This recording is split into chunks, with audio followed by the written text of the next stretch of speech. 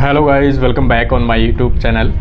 और आज अपन डिस्कस करने वाले हैं एक न्यू क्लास, एक न्यू टॉपिक के साथ में। अपना जो सीरीज़ है वो अपने चला रखी है आरपीएससी फर्स्ट ग्रेड की जो बायोलॉजी है, अपना सेकंड पेपर जो है सब्जेक्ट का, उसमें अपन ने पीजी लेवल की जो यूनिट थर्ड है उसको अपन डिस्कस कर रहे हैं। जो भी अपने बुक का मैटर है उस बुक का मैटर को अपन डिस्कस करते हैं। डेली क्लासेस रहती है और आप लोग डेली ज्वाइन ज़रूर कीजिए इसको, डेली वीडियो को ज़रूर देखिए। और जिन्होंने भी बुक नहीं ली है अभी तक, बुक जल्दी ले लीजिए आप लोग, ताकि साथ साथ रिवीजन हो सके। लिंक है फ्लिपकार्ट पे भी अवेलेबल है और बाई पोस्ट में भी अवेलेबल है। जो जैसा आपको सूटेबल लगे वैसे आप लोग परचेज कर सकते हैं। आज का अपना जो टॉपिक है वो रहेगा अपना पीसीआर, ठीक है ना। आज का अपना जो टॉपिक है वो क्या रहेगा, पीसीआर है। यहाँ पे ये है पीसीआर,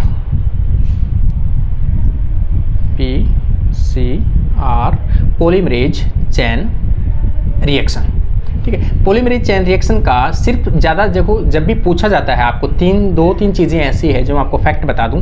एक तो हमेशा जो क्वेश्चन आता है पीसीआर से आता है कि एक तो इसकी डिस्कवरी ना कहकर अपन इन्वेंट कह सकते हैं, है ना। इसका डेवलप किसने किया था, इसका इवेंट जो इन्वेंट है वो किसने किया था, है ना, उसके बारे में ज़रूर पूछा जाता है, जो कैरीमुलस ने किया था। एक इसकी रिलेटेड पूछा जाता है कि इसमें जो टैग डीएनए पॉलीमरेज जो यूज में लिए जाते हैं वो कितने प्रकार के होते हैं, 3 प्रकार के होते हैं। कौन से बैक्टीरिया से प्राप्त किए जाते हैं वो पूछा जाता है। एक इनकी जो 3 स्टेप होती है, 3 स्टेप में टेम्परेचर क्या क्या रहता है, वो टेम्परेचर से रिलेटेड क्वेश्चन पूछा जाता है। एक आता है कि पीसीआर का यूज कहाँ पे आता है, तो पीसीआर का जो यूज है वो आता है जीन एम्प्लीफिकेशन। ये ऑप्शन में हमेशा आपको मिलता है। जीन एम्प्लीफिकेशन किसी भी जीन या डीएनए की मल्टीपल कॉपीज प्राप्त करने के लिए यूज में आता है। ये चीज़ें फिक्स होती है इसकी, ठीक है ना। फिर भी अपने फास्ट इसको थोड़ा सा देख लेते हैं। डेवलप्ड बाय, है ना, इन्वेंटेड बाय कैरीमुलिस 1983, ये सबसे इंपॉर्टेंट है। इसका पहला क्वेश्चन तो यही बनता है। और इनको नोबेल प्राइज़ दिया गया था 1993 के अंदर, और ये केमिस्ट्री के साइंटिस्ट थे। ये एक जीन या डीएनए एम्प्लीफिकेशन का एक मेथड या टेक्निक है जिसमें कम समय में डीएनए फ्रेगमेंट की लाखों संख्या में, मतलब मल्टीपल कॉपीज शॉर्ट टाइम में प्राप्त की जा सकती है। यहाँ पे अपन देखेंगे ये एक थर्मोस्टेबल टेक्निक है। ये भी आपको वेरी इंपॉर्टेंट क्वेश्चन जो है वो रखना है। ये थर्मोस्टेबल टेक्निक है। थर्मोस्टेबल टेक्निक का मतलब होता है कि कोई भी ऐसी टेक्निक्स या कोई भी ऐसी प्रोसेस जो हाई टेम्परेचर के ऊपर परफॉर्म की जाती हो, थर्मोस्टेबल टेक्निक्स कहलाती है। इसमें वो एंजाइम्स यूज में आते हैं जो हाई टेम्परेचर को सहन कर सकते हैं, हाई टेम्परेचर में अपना रोल है वो परफॉर्म कर सकते हैं। वो कैसी होती है, थर्मोस्टेबल टेक्निक्स होती हैं, अर्थात हाई टेम्परेचर में परफॉर्म की जाती है। इसमें यूज एंजाइम भी थर्मोस्टेबल होते हैं। मतलब नॉर्मली जो एंजाइम होते हैं प्रोटीन के बने होते हैं। प्रोटीन में जो है बॉन्ड्स पाए जाते हैं। सेकेंडरी टर्सरी स्ट्रक्चर जो होती है वो प्रॉपर अपना फंक्शन करने के लिए कोई भी एंजाइम जो है वो एक प्रॉपर फोल्डिंग होती है। प्रॉपर फोल्डिंग में हाइड्रोजन बॉन्ड्स हो सकते हैं, कोवलेंट बॉन्ड्स हो सकते हैं, आयनिक इंटरेक्शन हो सकते हैं। लेकिन जैसे आप टेम्परेचर बढ़ाओगे तो वो क्या होते हैं, टूट जाते हैं। लेकिन ये एक ऐसी मैकेनिज्म है, इसमें जो भी एंजाइम आते हैं वो हाई टेम्परेचर को सहन कर सकते हैं। तो यहाँ पर इसमें जो एंजाइम मोस्टली यूज में आता है वो कौन सा आता है, टैग डीएनए पॉलीमरेज जो है मोस्टली यूज में लिया जाता है, जो हाई टेम्परेचर को सहन कर सकता है। पीसीआर चेन रिएक्शन को एक ये भी टर्म याद रखना भाई, वेरी इंपॉर्टेंट है। पीसीआर रिएक्शन को एपेंड्रॉफ ट्यूब में परफॉर्म किया जाता है। कौन सी ट्यूब में परफॉर्म किया जाता है, एपेंड्रॉफ ट्यूब में परफॉर्म किया जाता है। वेरी इंपॉर्टेंट है ना, क्योंकि कई बार ऐसे छोटे छोटे क्वेश्चंस बन जाते हैं, अपने को ध्यान में अपन नहीं देते हैं पढ़ते वक्त। इसमें यूज डीएनए पॉलीमरेज एंजाइम्स, देखो मैंने बताया इसके 3 डीएनए पॉलीमरेज एंजाइम हैं जो पीसीआर में यूज़ में लिए जाते हैं। तो तीनों के नाम और उन कहाँ से प्राप्त किए जाते हैं वो सबसे इंपॉर्टेंट है। पहला अपन देखेंगे यहाँ पर टैग डीएनए पॉलीमरेज सबसे अधिक यूज़ में लिया जाता है और प्राप्त कहाँ से किया जाता है, थर्मस एक्वेटिकस से प्राप्त किया जाता है, ठीक है ना। एक है PFLU भी लिखा होता है, PFLU भी लिखा होता है पॉलीमरेज, जो कहाँ से प्राप्त किया जाता है, पायरोकोकस फ्यूरियोसस कह सकते हैं, पायरोकोकस फ्यूरियोसस। एक है वेंट, कई बार यहाँ ये वेंट का भी एग्जांपल कई बार पूछा जाता है कि वेंट पॉलीमरेज जो है वो यूज में किस में आता है, या फिर इन दोनों को ऑप्शन में नहीं डालते हैं, डायरेक्ट इशू को डालते हैं। वेंट को पूछा जाता है कि पीसीआर में कौन सा डीएनए पॉलीमरेज यूज में लिया जा सकता है, तो वेंट यूज में लिया जा सकता है। कहाँ से प्राप्त किया जाता है, तो थर्मोकोकस लिटोरेलिस थर्मोकोकस लिटोरली से प्राप्त किया जाता है। इसमें दूसरी चीज़ मैंने आपको बताई थी कि इसमें इंपॉर्टेंट क्या है, एक इसका जो एंजाइम है प्रत्येक स्टेप में एक विशेष टेम्परेचर के ऊपर परफॉर्म किए जाती है स्टेप्स, तो ये टेम्परेचर जो है वो वेरी इंपॉर्टेंट है यहाँ पे। तो यहाँ पर अपन देखेंगे ये पॉलीमरेज चेन या पॉलीमरेज एंजाइम 90 से अधिक टेम्परेचर को सहन कर सकते हैं, जो मैंने पहले भी आपको डिस्कस कर चुके अपन। पीसीआर में 3 स्टेप्स में कंप्लीट होता है। सबसे पहले डबल स्ट्रैंडेड डीएनए को सिंगल स्ट्रैंडेड डीएनए में कन्वर्ट किया जाता है। सेम प्रोसेस आपको वही समझनी है जो रेप्लिकेशन डीएनए रेप्लिकेशन होता है कि डबल स्ट्रैंडेड डीएनए होता है उसको सिंगल स्ट्रैंडेड में कन्वर्ट किया जाता है, उसे डीनेचुरेशन कहते हैं। इसमें टेम्परेचर जो है आपको कितना होना चाहिए 94 डिग्री सेल्सियस, 94 से 96। सेकेंड अपन देखेंगे एनेलिंग। एनेलिंग का मतलब होता है कि कोई भी सिंगल स्ट्रैंड डीएनए है जो आपने सेपरेट किए हैं उनके साथ में प्राइमर का आके जुड़ना। तो प्राइमर क्या करेगी, बेस पेयरिंग बनाएगी। जैसे मान लो यहाँ पे अपन देखेंगे ये स्ट्रैंड है, तो यहाँ पर आके प्राइमर क्या बनाएगा, बेस पेयरिंग बनाएगा। किसके साथ, टेम्पलेट के साथ। सेम ऐसे ही यहाँ पे ये प्राइमर है तो इसके साथ में बेस पेयरिंग बनाएगा। तो ये जो कंडीशन है प्राइमर का टेम्पलेट के ऊपर जुड़ना क्या कहलाएगा, एनेलिंग कहलाता है। इसके लिए टेम्परेचर को थोड़ा सा डाउन करना पड़ेगा तभी आके वो जुड़ पाएगा, अदरवाइज नहीं जुड़ पाएगा। तो इसके लिए टेम्परेचर जो है वो यहाँ पर अपन देखेंगे 50 से 65 है, लेकिन लगभग जो है 54 डिग्री सेल्सियस रखा जाता है। एक्सटेंशन मतलब सिंथेसिस स्टेज, डीएनए का रेप्लिकेशन करना या सिंथेसिस करना, ये स्टेज जो है वो थोड़ी सी हाई टेम्परेचर पर परफॉर्म किया जाता है। क्यों किया जाता है कि मिसमैच से बच सके, गलत न्यूक्लियोटाइड जो है बेस पेयरिंग ना जुड़ सके। इसलिए हाई टेम्परेचर पे वही न्यूक्लियोटाइड जुड़ पाएगा जो एकदम परफेक्ट बेस पेयरिंग कर सके, इसलिए थोड़ा सा टेम्परेचर है वो अधिक रखा जाता है। ठीक है ना, यहाँ पर 74 डिग्री सेल्सियस के आसपास रखा जाता है। तो ये 72 से 76 डिग्री सेल्सियस मैंने लिखा है, तो यहाँ पर 74 डिग्री सेल्सियस एग्जैक्ट अगर पूछा जाए आपसे तो ये तीनों टेम्परेचर आपके लिए इंपॉर्टेंट है। स्टार्टिंग के डीनेचुरेशन के लिए 94 और एनेलिंग के लिए 54 और सिंथेसिस के लिए 74 डिग्री सेल्सियस। ठीक है ना, ये सभी चीज़ें वो की हुई है, इसमें कुछ खास बताने का है नहीं आपको। एक इसमें थोड़ा सा देख लो, इस प्रकार प्रत्येक चक्र में डीएनए स्ट्रैंड की संख्या जस्ट डबल हो जाती है। ठीक है ना, पहले प्रत्येक स्ट्रैंड का रेप्लिकेशन किया, फिर उससे 4 स्ट्रैंड बने, 4 से वापस रेप्लिकेशन किया 8 स्ट्रैंड बने, उनका रेप्लिकेशन किया 16 बने, उनका रेप्लिकेशन किया 32 बने, उनका रेप्लिकेशन किया 64 बने। मतलब प्रत्येक बार जो है वो डबल डीएनए का कंटेंट होता जाता है। पीसीआर में आवश्यक क्या क्या आवश्यकता होती है, डीएनए टेम्पलेट की सबसे इंपॉर्टेंट है। इसमें कई बार पूछा जाता है पीसीआर में डीएनए जो यूज़ में आता है वो सिंगल स्टैंडर्ड यूज़ में आता है या डबल स्टैंडर्ड है, तो यहाँ पर डबल स्टैंडर्ड डीएनए है वो यूज़ में लिया जाता है। और इसके अलावा 2 प्राइमरी यूज़ में लिए जाते हैं जो दोनों स्ट्रैंड के ऊपर बाइंड होते हैं। टैग डीएनए पॉलीमरेज यूज़ में लिया जाता है। एक डीऑक्सी न्यूक्लियोसाइड ट्राइफॉस्फेट यूज में लिया जाता है।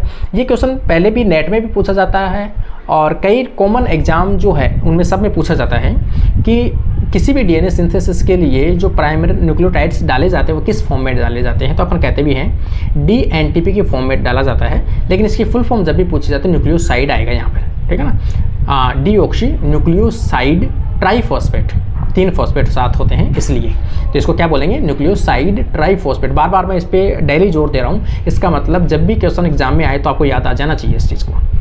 एक होता है यहाँ पे अपन देखेंगे बफर सॉल्यूशन होता है, कैटाइंस होते हैं, मोनोवेलेंट्स होते हैं, डाईवेलेंट्स होते हैं और मोनोवेलेंट्स होते हैं, मतलब सिंगल चार्ज वाले डबल चार्ज वाले आयंस बीच में डाले जाते हैं। पीसीआर में 10 किलो बेस पेयर से बड़े डीएनए फ्रेगमेंट को एम्पलीफाई किया जा सकता है।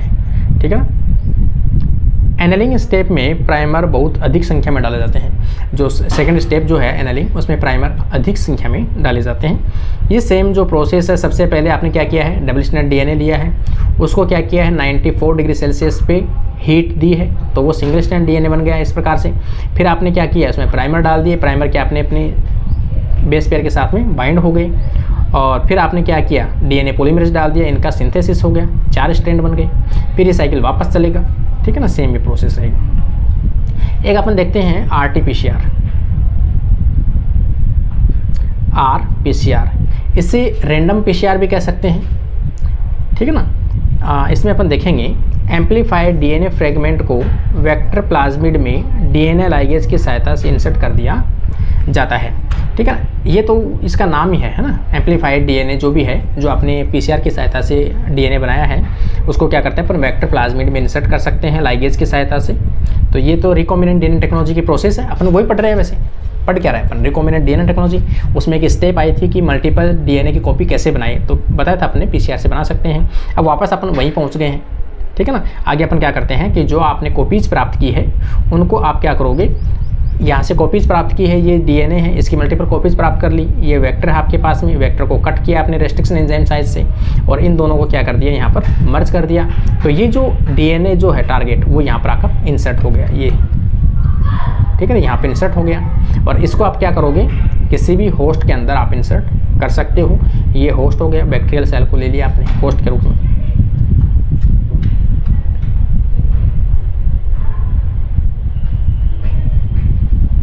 यहाँ पे एक टर्म आता है कि वेक्टर जो भी होस्ट सेल है उसकी कैपेबिलिटी क्या होती है।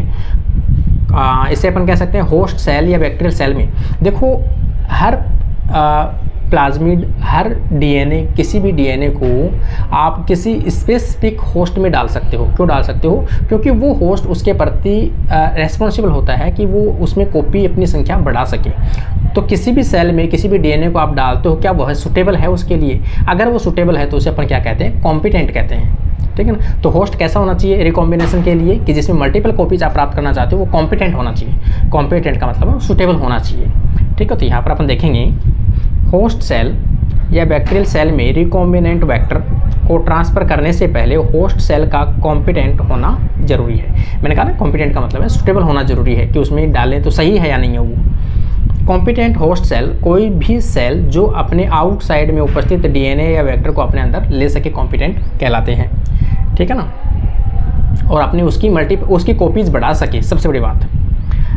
होस्ट सेल या बैक्टीरियल सेल को कॉम्पिटेंट बनाने के लिए उन्हें डाइवेलेंट कैटायन से ट्रीटमेंट दिया जाता है। अगर कोई होस्ट सेल है, अगर आप उसमें कोई भी रिकॉम्बिनेंट प्लाज्मिड या डीएनए को इंसर्ट करवाना चाहते हो तो उसको पहले होस्ट सेल को किससे ट्रीट करवाते हैं, कैल्शियम से ट्रीट कराते हैं। कैल्शियम वगैरह या कोई भी आयनिक जो है उनसे ट्रीटमेंट कराने के कारण से उनकी जो सेल वॉल है वो क्या पड़ती है, थोड़ी सी लूज पड़ती है ताकि उसमें छेद हो जाए या पोर हो जाए, जिसके कारण से वो प्लाज्मिड या डीएनए अंदर इंसर्ट किया जा सके, ठीक है ना। जिससे सेल वॉल में छिद्र बन जाते हैं तथा रिकॉम्बिनेंट वेक्टर है वो इसमें इंसर्ट हो जाते हैं। होस्ट सेल में डीएनए या आर वेक्टर को ट्रांसफ़र करने के लिए विभिन्न मेथड यूज में लिए जाते हैं। अलग अलग मेथड से अपन इंसर्ट कर सकते हैं रिकॉम्बिनेंट डीएनए को होस्ट में, ठीक है। जैसे माइक्रो इंजेक्शन है, माइक्रो इंजेक्शन के द्वारा डायरेक्टली रिकॉम्बिनेंट डीएनए को एनिमल सेल के न्यूक्लियस में इंसर्ट किया जा सकता है। अगर आप कोई भी रिकॉम्बिनेंट डीएनए आपने बाहर सिंथेसिस किया है और एनिमल सेल में डायरेक्ट आप इंजेक्ट करना चाहते हो तो आप माइक्रो इंजेक्शन यूज में ले सकते हो। प्लांट सेल में रिकॉम्बिनेंट डीएनए ट्रांसफ़र करने के लिए ये वेरी इंपॉर्टेंट है भैया ना। प्लांट सेल में देखो कई बार क्वेश्चन आता है एनिमल सेल में अगर आप कोई भी जीन इंसर्ट करना चाहते हो तो कौन सा मेथड जो है वो ज़्यादा सुटेबल है, तो आप कहोगे माइक्रो इंजेक्शन। एनिमल सेल के लिए micro injection is very important method and easy method, but in case of plant mostly used as a biolistic method या gene gun method for a transfer of gene. किसी भी gene को transfer करने के लिए biolistic या gene gun को method use में लिया जाता है। In case of plants, plant में क्या होता है थोड़ा हार्डपन होता है, उसलिए gene gun method high force के साथ में जीन को इंसर्ट किया जाता है। तो यहाँ पर जीन गन को यूज में लिया जाता है in case of plant, very important, जिसमें गोल्ड या टंगस्टन के माइक्रो पार्टिकल्स यूज में लिए जाते हैं। मतलब होता क्या है कि जो भी डीएनए कंटेंट होता है उसमें छोटी छोटी जो बोल है, छोटी छोटी गोलियां हैं, किसकी, गोल्ड की या टंगस्टन की, उसमें पैक करके या उसके ऊपर लगाकर अपन क्या करते हैं उसको गन से टिश्यू के अंदर डालते हैं फोर्स के साथ में। तो वो बोल जब अंदर जाएगी तो उसी के साथ में वो जीन है वो भी अंदर चला जाएगा, जिससे डीएनए का आवरण होता है, मतलब डीएनए ऊपर की तरफ उसको अटैच कर दिया जाता है और उसके साथ फोर्स के साथ में उस गोल को या बोल को भेजा जाता है, जिन्हें हाई प्रेशर के साथ प्लांट सेल में बॉम्बार्ड किया जाता है, मतलब बौछार किया जाता है, जिससे इन गोल्ड पार्टिकल के साथ साथ रिकॉम्बिनेंट डीएनए भी प्लांट सेल में इंसर्ट हो जाता है। एक चीज़ और मेथड है, प्लांट सेल में तो अपन टीआई प्लाज्मिड के द्वारा भी रिकॉम्बिनेंट डीएनए को इंसर्ट किया जा सकता है। प्लांट सेल में रिकॉम्बिनेंट डीएनए को टीआई प्लाज्मिड या आरआई प्लाज्मिड को भी इंसर्ट किया जा सकता है, ठीक है ना, इसके साथ में इंसर्ट किया जा सकता है। जेनेटिक इंजीनियरिंग में सबसे बड़ा चैलेंज होता है एक ऑर्गेनिज्म से दूसरे ऑर्गेनिज्म में जीन का ट्रांसफ़र करना। ठीक है, जेनेटिक इंजीनियरिंग में यही है सबसे बड़ी प्रॉब्लम कि एक जीन को एक ऑर्गेनिज्म से निकाल कर दूसरे में कैसे इंसर्ट किया जा सकता है। जीन ट्रांसफ़र दो प्रकार से किया जा सकता है, एक होता है इनडायरेक्ट मेथड और एक होता है डायरेक्ट मेथड। इनडायरेक्ट मेथड में इसमें जीन या रिकॉम्बिनेंट डीएनए को वेक्टर या कैरियर के साथ होस्ट सेल में ट्रांसफ़र किया जाता है। किसी भी कैरियर के साथ में अटैच कर दो, किसी भी वेक्टर के साथ अटैच कर दो और उस वेक्टर को इंसर्ट कर दो, उसके साथ में चला जाएगा वो। ठीक है ना। और डायरेक्ट मैंने बताया माइक्रो इंजेक्शन है, उसके साथ डायरेक्ट इंजेक्शन कर दो। फॉरजन डीएनए को डायरेक्ट सेल में ट्रांसफ़र किया जा सकता है। माइक्रो इंजेक्शन मेथड यूज में ले सकते हो, जीन गन मेथड यूज में ले सकते हो। और इनडायरेक्ट में तो आपको पता ही है वेक्टर यूज में लेते हैं, मोस्टली प्लाज्मिड यूज में लेते हैं, वायरस यूज में ले सकते हैं, टीआई प्लाज्मिड यूज में ले सकते हैं, आरआई प्लाज्मिड यूज ले सकते हैं। ये इनडायरेक्ट मेथड है। डायरेक्ट मेथड में एक तो यूज में लिया जा सकता है आपका इलेक्ट्रोपोरेशन। इलेक्ट्रोपोरेशन का मतलब होता क्या है, आपको सीधा सा पता भी है कि कोई भी एक छोटा सा अपन टेस्ट ट्यूब या छोटा सा जार लेते हैं, कोई भी ऐसी कंडीशन, एक इक्विपमेंट जिसमें सभी सेल्स जो है सस्पेंशन कल्चर में डाली जाती है, हल्का सा उसमें वोल्टेज डाला जाता है, इलेक्ट्रिक शॉक दिया जाता है। इलेक्ट्रिक शॉक के कारण से, इलेक्ट्रोपोरेशन नाम से ना, इलेक्ट्रो मतलब इलेक्ट्रिक करंट की वजह से उन सेल की मेम्ब्रेन में छोटे छोटे पोर बन जाते हैं, इलेक्ट्रोपोरेशन कहलाता है। उन पोर में से उसमें उस सॉल्यूशन में, उस बफर में क्या डालते हैं, डीएनए के फ्रेगमेंट्स डाल देते हैं। वो डीएनए के फ्रेगमेंट उन सेल में चले जाते हैं उन छिद्र से होते हुए। तो ये मेथड क्या कहलाता है, इलेक्ट्रोपोरेशन कहलाता है। ठीक है ना। ये टीआई प्लाज्मिड वाला तो अपन पढ़ चुके हैं। यहाँ पे अपन देखेंगे इलेक्ट्रोपोरेशन। होस्ट सेल में इलेक्ट्रिक फील्ड से स्मॉल पोर बन जाते हैं जिससे जीन या डीएनए पोर से होते हुए सेल में ट्रांसफ़र हो जाते हैं। ठीक है ना। केमिकल मेथड यूज में ले सकते हो आप जीन ट्रांसफ़र करने के लिए। केमिकल मेथड, कुछ केमिकल जैसे पॉलीइथाइलिन ग्लाइकोल की सहायता से रिकॉम्बिनेंट डीएनए होस्ट सेल में इंसर्ट किया जा सकता है। ठीक है ना। माइक्रो इंजेक्शन जो है वो भी जीन ट्रांसफ़र करने के लिए यूज में, जो अपन पढ़ चुके हैं। लिपोसोम, भाई कई बार पूछा जाता है कि लिपोसोम होता क्या है। ठीक है ना। लिपोसोम होता क्या है कि जैसे प्लाज्मा मेम्ब्रेन है, ये प्लाज्मा मेम्ब्रेन है, ये प्लाज्मा मेम्ब्रेन है। प्लाज्मा मेम्ब्रेन में इस प्रकार की जो लिपिड है वो अरेंज होती है। एक साइड में हेड होता है और एक साइड में टेल होता है। ऐसा होता है कुछ, ऐसा होता है, ऐसे होता है, ऐसे होता है। अगर ये डबल मेम्ब्रेन ना होकर सिंगल लिपिड से बनी हुई वेसिकल होती है तो उसे अपन क्या कहते हैं, लिपोसोम कहते हैं। तो सेम ये स्ट्रक्चर अगर अपन ऐसे बनाएं, ऐसे बना दे अपन, जैसे ये बना दिया अपन ने, और यहाँ से ऊपर की तरफ हेड है और सेंटर में क्या है, टेल है। ऐसे हो, चारों तरफ से गिरी हुई यहाँ से ऐसे, और इसमें आपने डीएनए को पैक कर दिया। इसका नेचर कैसा है, प्लाज्मा मेम्ब्रेन के जैसा है। ये क्या करते हैं, प्लाज्मा मेम्ब्रेन के साथ में अटैच होकर प्लाज्मा मेम्ब्रेन के साथ में जुड़ जाते हैं और जो डीएनए होता है उसको अंदर की तरफ छोड़ देते हैं। ठीक है ना, लिपोसोम। तो यहाँ पर अपन देख सकते हैं लिपोसोम किसकी बनी होती है, लिपिड की बनी होती है। फॉस्फोलिपिड की हो सकता है, लिपिड की लेकिन होती है खास तौर से सिंगल मेम्ब्रेन से बनी होती है। इसमें डीएनए को लिपिड के बैग सिंगल फॉस्फोलिपिड की वेसिकल में पैक करके सेल में इंसर्ट किया जाता है। ये वेसिकल प्रोटोप्लास्ट के साथ फ्यूज होकर इंसर्ट होती है, फ्यूज हो जाते हैं। नेचर कैसा है, फॉस्फोलिपिड है। एनिमल सेल में मोस्टली डायरेक्ट मेथड यूज में लिया जाता है जीन ट्रांसफ़र करने के लिए। इलेक्ट्रोपोरेशन, माइक्रो इंजेक्शन या जीन गन या पार्टिकल गन यूज में लिए जाते हैं। फर्टिलाइज्ड एग या एम्ब्रियो में भी जीन माइक्रो इंजेक्शन के द्वारा ट्रांसफ़र किया जा सकता है तथा ट्रांसजेनिक एग या एम्ब्रियो को यूट्रस में इम्प्लांट कर दिया जाता है। ऐसी मदर को सेरोगेट मदर के नाम से जानते हैं। मतलब कोई भी ऐसी मदर हो जो खुद प्रेग्नेंट ना हो और उसमें पहले से आप टिश्यू कल्चर के थ्रू या फिर अपन कह सकते हैं इन विट्रो फर्टिलाइजेशन के थ्रू आपने क्या किया, जाइगोट बनाया है। उस जाइगोट को किसी भी मदर के अंदर अगर आप इंसर्ट करते हो तो वो सेरोगेट मदर कहलाएगी, मतलब वो बेबी को जन्म दे सकती है। ये तो नॉर्मल अपन आजकल मेथड खूब सुन ही रहे हैं, पढ़ ही रहे हैं, सभी आप लोग मैच्योर हो। जीन ट्रांसफ़र के लिए कैल्शियम फॉस्फेट, ठीक है ना, calcium phosphate, calcium nitrate, calcium chloride chemical भी यूज में लिए जाते हैं जीन ट्रांसफ़र के लिए। जीन ट्रांसफ़र के लिए बायोकेमिकल मेथड भी यूज में आते हैं, जैसे वायरस, है ना, बायोलॉजिकल मेथड। तो वायरस है, तो वायरस वैसे भी क्या करते हैं, वायरस सबसे वैसे परमानेंट जीन ट्रांसफ़र अगर आप करना हो किसी भी एनिमल सेल में, आप क्या कर चाहते हो कि उसके जीनोम में डीएनए इंसर्ट हो या जीन इंसर्ट हो, ताकि आने वाली जनरेशन में वो जीन ट्रांसफ़र हो। तो आप कौन सा मेथड सबसे बेस्ट है, वायरस का इन्फेक्शन करवाना, क्योंकि वायरस में अगर कोई जीन है तो वायरस अपना जीन अगर इन्फेक्शन करता है तो वो एनिमल सेल के जीनोम में जाके इंसर्ट करता है, इसलिए ये हेरिडेटरी परमानेंट होगा, ठीक है ना। तो यहाँ पर जो एनिमल सेल के लिए यूजेबल होते हैं कौन से वायरस, एक तो डीएनए वायरस। कौन से डीएनए वायरस हैं जो एनिमल में जीन ट्रांसफ़र करने के लिए मोस्टली यूज में लिए जाते हैं, तो यहाँ पर आप देख सकते हो एडिनो वायरस सबसे ज़्यादा यूज में आता है, adeno virus, SV40 virus, papilloma virus, herpes simplex virus, और आरएनए वायरस जो यूज में आते हैं खास तौर से जीन ट्रांसफ़र करने के लिए, पोलियो वायरस और रेट्रोवायरस।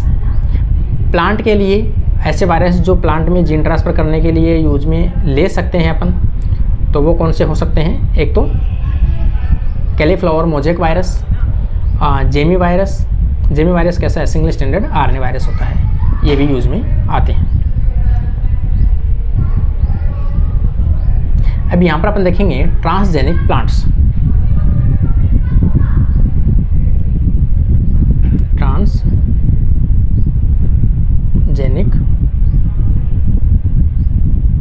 प्लांट्स, ट्रांसजेनिक प्लांट किसे कहते हैं अपन, कि किसी भी प्लांट के जीनोम में यदि आपने थोड़ा सा भी मॉडिफिकेशन किया है तो वो प्लांट क्या कहलाएंगे, जेनेटिकली मॉडिफाइड प्लांट कहलाएंगे या ट्रांसजेनिक प्लांट्स कहलाएंगे। ट्रांसजेनिक का मतलब है कि बाहर से ट्रांसफ़र किया गया जीन, हॉरिजॉन्टली जीन अगर आप ट्रांसफ़र करते हो कहीं से भी, तो वो क्या कहलाएगा, ट्रांसजेनिक प्लांट्स कहलाता है, ठीक है ना। अलग अलग प्रकार के प्लांट्स हो सकते हैं, कुछ पार्ट में जीन ट्रांसफ़र करना या इनिशियल सिंगल सेल में जीन ट्रांसफ़र करना और उससे प्लांट बनाना, वो कम्प्लीटली ट्रांसजेनिक प्लांट होते हैं। अलग अलग कैटेगरी अलग अलग हो सकती है, लेकिन चीज़ वही है कि अगर किसी भी प्लांट के जीनोम, प्लांट के सेल में बाहर से कोई जीनोम डाला गया है, इंसर्ट किया गया है, तो वो ट्रांसजेनिक प्लांट्स कहलाता है, क्योंकि वो बाहर वाले जीन है वो उसमें एक्सप्रेस होते हैं और वो प्रोडक्ट बनाते हैं। प्रोडक्ट का मतलब डैट मीन्स अपन कह सकते हैं कोई भी प्रोटीन्स बनाते हो, है ना, कोई भी केमिकल्स बनाते हो, तो वो क्या कहलाएगा, मॉडिफाइड प्लांट कहलाएगा या जेनेटिकली मॉडिफाइड प्लांट या ट्रांसजेनिक प्लांट्स अपन उसे कह सकते हैं। वे प्लांट जिनके जीनोम में बाह्य डीएनए या अन्य जाति के जीन को इंसर्ट किया जाता है, वे प्लांट जीन ट्रांसफ़र के लिए विभिन्न मेथड यूज में लेते हैं, बायोलिस्टिक गन या एग्रोबैक्टीरियम ट्यूम्फेसेंस। मैंने बताया मेथड यही है, प्लांट में तो खासतौर से बायोलिस्टिक गन मेथड यूज में आता है, जीन गन मेथड यूज में आता है, या एग्रोबैक्टीरियम से ट्रांसफ़र कर सकते हैं। ट्रांसजेनिक प्लांट का निर्माण अच्छे गुणों, हाई प्रोडक्टिविटी, गुड क्वालिटी आदि के लिए किया जाता है या रेजिस्टेंट पावर के लिए भी किया जाता है। जैसे अपन यहाँ पे अपन देखेंगे हार्बेसाइड रेजिस्टेंट प्लांट प्राप्त किए जाते हैं, इंसेक्ट रेजिस्टेंट प्लांट प्राप्त किए जाते हैं, जैसे एग्जांपल बीटी कॉटन की वैरायटी, ठीक है ना। बीटी कॉटन का एग्जांपल हमेशा हर क्वेश्चन में, हर एग्जाम में क्वेश्चन बनता ही बनता है। बीटी कॉटन में कौन से जीन ट्रांसफ़र किए जाते हैं, तो अपन जानते हैं क्राई जीन है वो ट्रांसफ़र किए जाते हैं। और इंसेक्ट कि ऐसे कौन से इंसेक्ट है जिनके प्रति जो ये कॉटन होगा, बीटी कॉटन, वो रेजिस्टेंट होगा, ये एग्जांपल कई बार पूछा जाता है। तो यहाँ पर ये वेरी वेरी इंपॉर्टेंट कर लेना भाई। अभी मैं भी कह रहा हूँ आपको कि बीटी कॉटन कौन से इंसेक्ट के प्रति रेजिस्टेंट शो करता है, ठीक है। तो ये आपको वेरी वेरी इंपॉर्टेंट अभी भी मैं कह रहा हूँ, आप लोग इसे नोट कर लेना। डिप्टेरा और एक कोलेप्टेरा मतलब बेटल्स, ठीक है, डिप्टेरा और कोलेप्टेरा। और क्राइजीन जो यूज में लिया जाता है, क्राइजीन प्लांट में ट्रांसफ़र किया गया था कॉटन में, बीटी कॉटन, तो कहाँ से प्राप्त किया गया था, बेसिलस थ्यूरोजेनेसिस से प्राप्त किया गया था। यहाँ पर ये जो क्राइजीन है वो क्या सिंथेसिस करता है, एक एंडोटॉक्सिन सिंथेसिस करता है, एंडोटॉक्सिन बनाते हैं जो इंसेक्ट की बॉडी में, इंसेक्ट की मिड गट में, कहाँ पे, इंसेक्ट की मिड गट में एंडोटॉक्सिन बनाते हैं जो एल्कलाइन मीडियम या इंसेक्ट के मिड गट में एक्टिव हो जाते हैं। मतलब पहले से ये इनएक्टिव होते हैं, प्रो प्रोटीन होते हैं, प्रो एंजाइम होते हैं। प्रो का मतलब होता है जिनकी एक्टिव साइट है वो एक्सपोज ना हो। जैसे ये कोई एक प्रोटीन है, इसकी एक्टिव साइट कहाँ पे है, यहाँ पे है, अंदर है, तो बाहर से तो एक्टिव साइट है ही नहीं इसमें, कैसा है, इनएक्टिव है। लेकिन ये क्या करेगा, एल्केलाइन मीडियम में कुछ इस प्रकार से टूट जाएगा और इसकी एक्टिव साइट क्या हो जाएगी, एक्सपोज हो जाएगी। अब ये कैसा है, टॉक्सिक है। तो ये क्या कहलाते हैं, प्रो एंजाइम या प्रोजीन्स कहलाते हैं। ठीक है, तो ये प्रोटीन भी कैसी होती है, एल्कलाइन मीडियम में ही जाके एक्टिव होती है, टूटती है। इंसेक्ट की आंत में छोटे छोटे छिद्र कर देते हैं, जिसके कारण से वाटर जो है वो अधिक एब्जॉर्प्शन होने के कारण से वो फट जाती है, जिससे इंसेक्ट मर जाते हैं। ठीक है ना। एक है CPT1 cow P trypsin inhibitor. CPT1 ये जीन प्लांट में इंसर्ट किया गया है जो इंसेक्ट के ट्रिप्सिन एमिनो एसिड के सिंथेसिस को रोकते हैं। ठीक है ना, कि कोई भी प्लांट को इंसेक्ट वगैरह खाते हैं तो उसके क्या करते हैं, एमिनो एसिड के सिंथेसिस को ब्लॉक कर देते हैं, खासतौर से कौन से, ट्रिप्सिन। तो उसकी प्रॉपर प्रोटीन्स का सिंथेसिस नहीं हो पाएगा और वो इंसेक्ट की क्या हो जाएगी, डेथ हो जाएगी। कौन सा जीन ट्रांसफर किया गया है, CPT1। तो इसे कह सकते हैं अपन cowpea trypsin inhibitor genes. ठीक है ना। कुछ ऐसे हैं फंजाई इनहिबिटर, प्लांट में ऐसे जीन ट्रांसफ़र किए गए हैं जो फंजाई के प्रति क्या देते हैं, रेजिस्टेंट पावर देते हैं। तो वो प्लांट क्या बनाते हैं, अपनी पत्तियों के अंदर काइटिनेज बनाते हैं। तो फंजाई जैसे इन्फेक्शन होगा तो फंजाई की सेल वॉल किसकी बनी होती है, काइटिन की बनी होती है। तो काइटिनेज अगर एंजाइम बनेगा तो वो काइटिन को ब्रेक डाउन कर देगा, फंजाई ग्रोथ नहीं कर पाएगा। और एंडोग्लाइसाइडेज रेजिस्टेंट, ये भी क्या बनाया जाता है, प्लांट के द्वारा बनाए जाते हैं। एबायोटिक स्ट्रेस कंडीशन, कि किसी प्लांट में ऐसी कंडीशन हो कि वो प्लांट जहाँ भी ग्रोथ कर रहा है वहाँ कैसी हो, अनफेवरेबल कंडीशन हो, किसी भी प्रकार का स्ट्रेस हो सकता है, बायोटिक स्ट्रेस हो सकता है, एबायोटिक स्ट्रेस हो सकता है।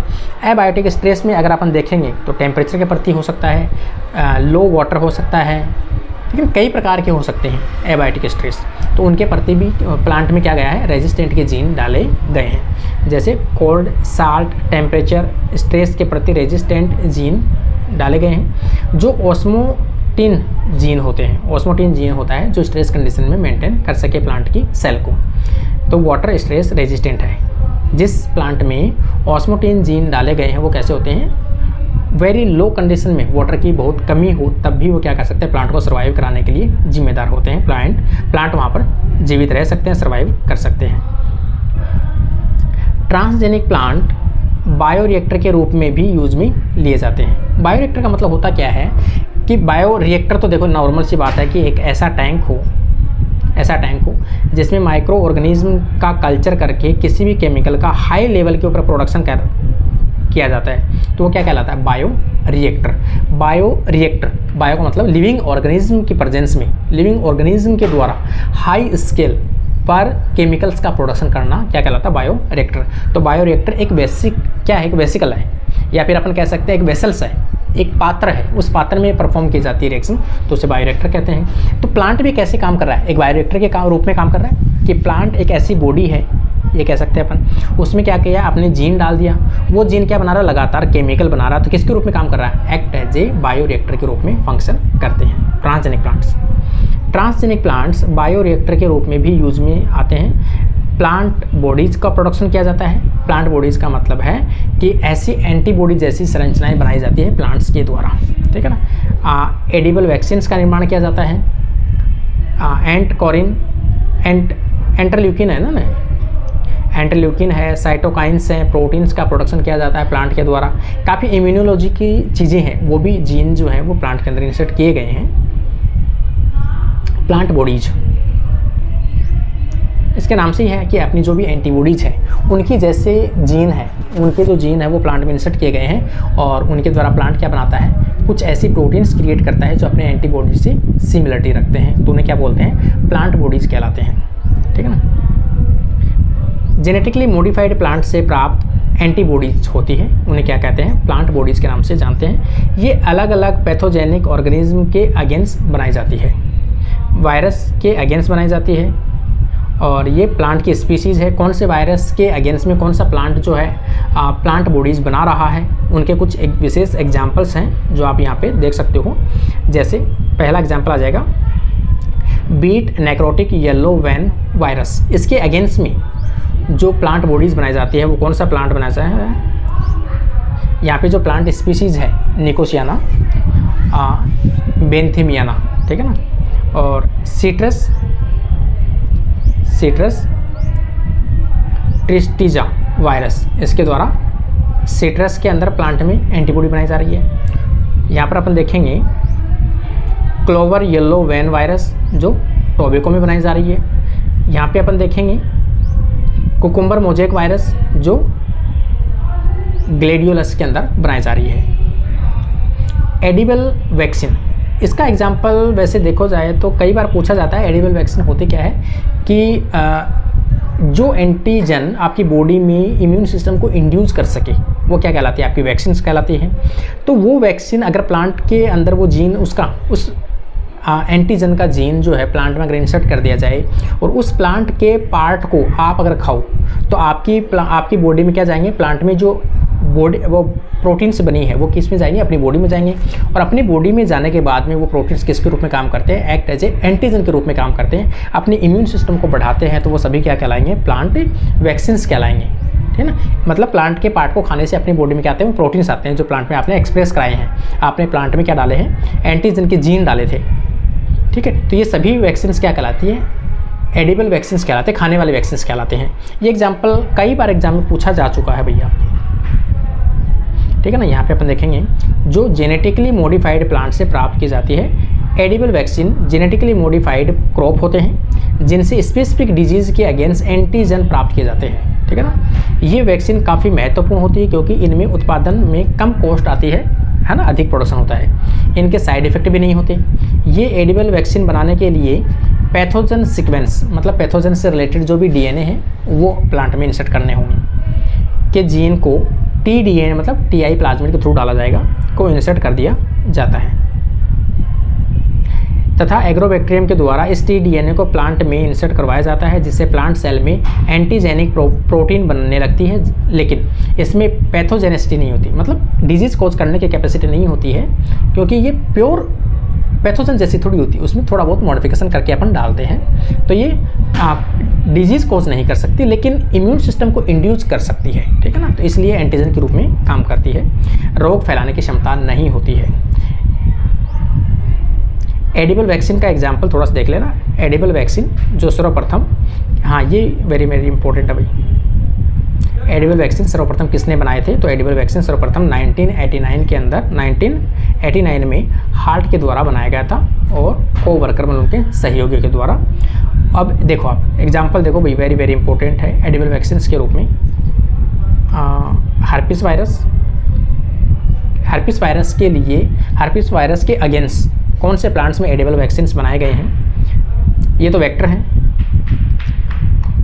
कौन से, टोबैको से बनाए जाते हैं, पोटैटो से बनाए जाते हैं और ल्यूटियस से बनाए जाते हैं। मतलब ये प्लांट्स कभी भी अगर एग्जांपल में आपको पूछा जाए कि एडिबल वैक्सीन्स कौन से प्लांट से मैक्सिमम बनाए जाते हैं, तो जो सोलेनेसी के मेंबर है खास तौर से टमाटर और आलू, उनसे बनाए जाते हैं भाई, याद रखना आप, टमाटर और आलू से मोस्टली एडिबल वैक्सीन्स बनाई जाती हैं, ठीक है ना। तो हर्पिस बी वायरस के अगेंस्ट जो एडिबल वैक्सीन्स बनाई जा रही है वो टोबैको में, पोटैटो में और ल्यूटेसी में। और डिजीज़ किसके अगेंस्ट में है, हेपेटाइटिस बी के अगेंस्ट। रेबीज वायरस के अगेंस्ट टोबैको में, रेबीज डिजीज़ के अगेंस्ट। HIV वायरस टोमेटो में, एड्स के अगेंस्ट। और यहाँ पर कोलेरो, यहाँ पर अपन विब्रियो कोलेरी, यहाँ पर किस में बनाई जा रही है, पोटैटो में और कोलेरा डिजीज़ के अगेंस्ट है। मैंने कहा ना सोलेनेसी के जो मेंबर है खास तौर से टोमेटो और पोटैटो, इसमें सबसे अधिक एडिबल वैक्सीन से वो बनाई जा रही है। यहाँ से अपन देखेंगे मोस्टली जो पोटैटो और बनाना, ल्यूटेसी, कॉर्न और सोयाबीन, इनसे एडिबल वैक्सीन बनाई जाती है। इसके अलावा rice, legume plant food edible vaccines के रूप में यूज में लिए जाते हैं। यहाँ पर अपन देखेंगे सर्वप्रथम 1983 में ट्रांसजेनिक प्लांट रिपोर्ट किया गया था। तो पहला जो ट्रांसजेनिक प्लांट है वो कौन सा है, टोबैको प्लांट को बनाया गया था, एंटीबायोटिक रेजिस्टेंट, ठीक है ना। अधिकांश टोबैको और अराबिडोप्सिस थैलियाना को जेनेटिकली मॉडिफाइड किया जाता है या किया गया है, ठीक है ना। प्लांट्स में सबसे ज़्यादा जो एक्सपेरिमेंट किए गए हैं या फिर जेनेटिकली मॉडिफाइड किए गए हैं वो कौन से प्लांट्स को किए गए हैं, तो टोबैको को किया गया है एक तो, और एक अराबिडोप्सिस थैलियाना। वैसे भी अराबिडोप्सिस थैलियाना तो प्लांट का एक मॉडल है, जेनेटिकली मॉडल है। जैसे एनिमल का जो मॉडल है जेनेटिकली वो कौन सा है, ड्रोसोफिला है। सेम प्लांट्स में कौन सा है? एराबिडोप्सिस थैलियाना है। और फंजाई में कौन सा है? न्यूरोस्पोरा। यहाँ पे अपन देखेंगे सिसजेनिक प्लांट, सिसजेनिक सेम प्लांट स्पीसीज या रिलेटेड स्पीसीज के जीन को ट्रांसफर करना क्या कहलाता है? सिसजेनिक प्लांट कहलाता है। मतलब सेम स्पीसीज का एक प्लांट से जीन निकालकर दूसरे प्लांट में इंसर्ट क्या करना क्या कहलाएगा?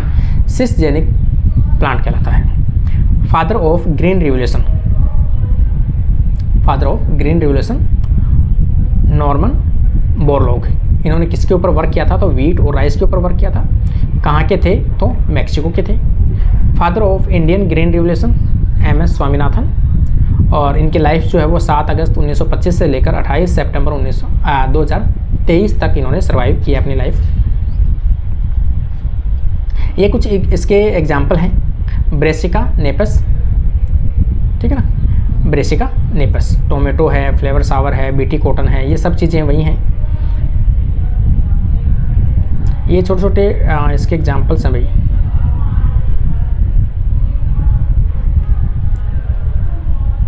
वैसे देखो टाइम 30 मिनट का जो एवरेज है वो टाइम अपन लेके चलते हैं डेली का, ज़्यादा नहीं हो पाता है क्योंकि यहाँ लाइट की भी काफ़ी शॉर्टेज रहती है, प्रॉपर लाइट भी नहीं आती है, डिस्टर्बेंस ज़्यादा रहता है। तो आज के लिए अपनी क्लास यहीं कंप्लीट करते हैं। एग्जाम्पल के बारे में कल डिस्कस करेंगे।